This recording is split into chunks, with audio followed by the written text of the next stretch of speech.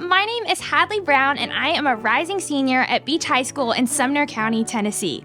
I'm currently serving as the Southern Region Vice President within DECA Inc. This means that I serve 13 associations within the southeastern United States and Puerto Rico of DECA. The person who inspires me most is my mother. I always go back to this story of a couple years ago, I was invited to visit Mayor Cooper at the Nashville Mayor's office. And when we got there, even though my mother had driven me all the way down from Sumner County, we had made it into the city together, she said, "I want you to go in by yourself. I don't want to take away anything from this moment from you, and I want you to have the opportunity to be unapologetically yourself with Mayor Cooper. This is the level of selflessness that I consistently try to aspire for, whether it be for the members of DECA, whether it be for all students in career and technical student organizations in Tennessee, or whether it be for all students as a whole. I want to be selfless, and I want to do that in the same capacity that my mother does." My story with career and technical education started on a bit of a whim. When I was in 8th grade, I knew that I wanted to change the world with a scalpel and a smile. I wanted to be a doctor. I knew that I was going to one day be a doctor. Nothing was going to get in my way. But the day before my introduction to health science class started, I took a step back, I did a little self-reflection, and I realized there was no way I was going to become a doctor. I could not deal with other people's blood. I could not touch other people.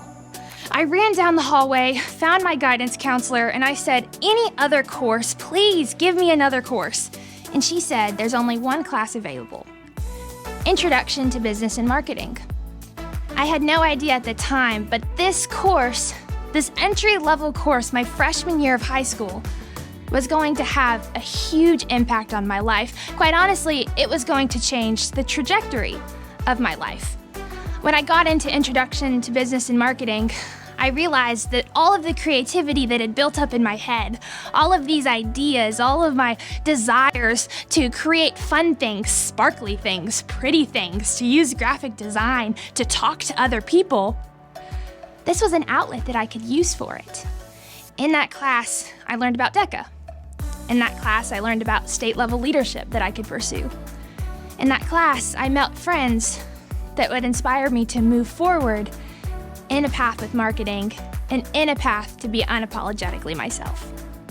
Career and technical student organizations, as well as youth development organizations, have played a huge part into who I am today.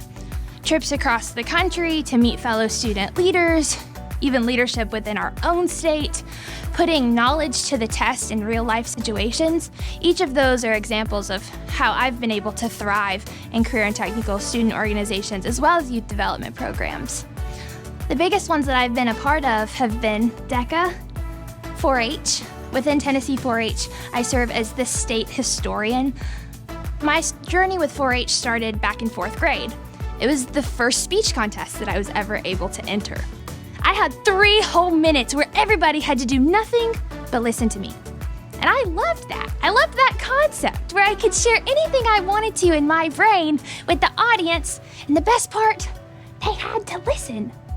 I absolutely loved that, and I carried that forward. And as I matured and grew, I was able to learn how to find a message in my brain that I wanted to share with the audience. Each of these things have built me to who I am, and that helps me teach others how to be themselves too, and that starts with programs right in my community. Tennessee DECA invested in me, so I now have to invest back into it. I do this as a conscious choice every single day. I ran for state president of Tennessee DECA as a sophomore. I was 16 years old, and I had absolutely no idea what I was doing, but I knew that I wanted to do it. I knew that there were students out there that had the same aspirations as I did.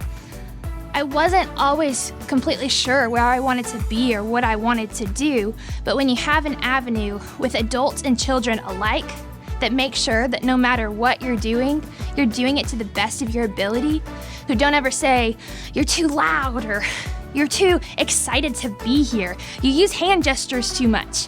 When you have people who aren't saying that to you, but instead say, "Have you ever thought about this hand gesture?"